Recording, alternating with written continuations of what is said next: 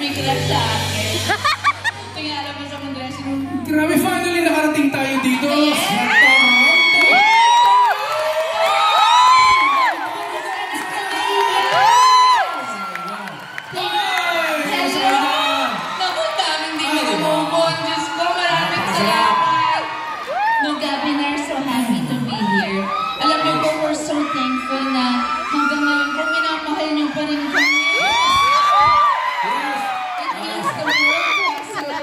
At nag-umpisa na kami because of dear heart. Ayan. Nakapagbabago ng buhay. O nga, pagkatapos na, alam mo, naging close tayo, tulad na nakita nyo sa video, di ba?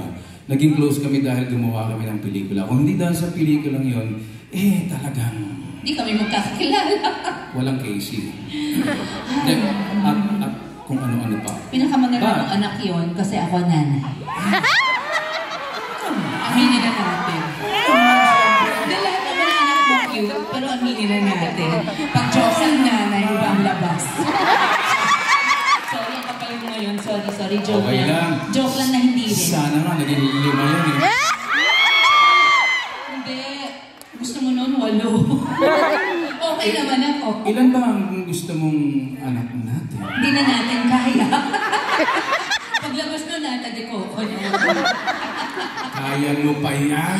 Hi, Lord. Kaya pa niya, di ba? Kaya mo pa. Baka alien, wag na. Alam mo, hindi talagang magiging kamayan nung sinulatan ko siya. Meron akong natanggap sa kanyang sulat. Isa lang nakalagay doon, kaya umuo ako sa kanya. Alam niyo kung ano yun? Sinulat niya, P.S. I love you. Nakasunod naman siya na, my only love.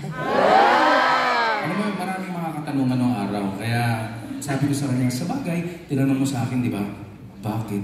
Anong kailangan? Dapat ba kitang mahalin? Nalilito ka. Nalilito. Dapat ba kitang mahalin?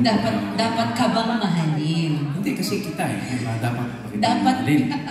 Dapat lang. Oo naman. Okay.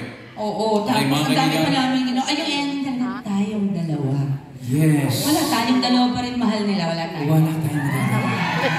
Ang magagawa natin ngayong gabi, mga kaibigan, mga ka-dear heart, pakinggan po natin ang mga kantang ginawa ni Baby Ka, oh.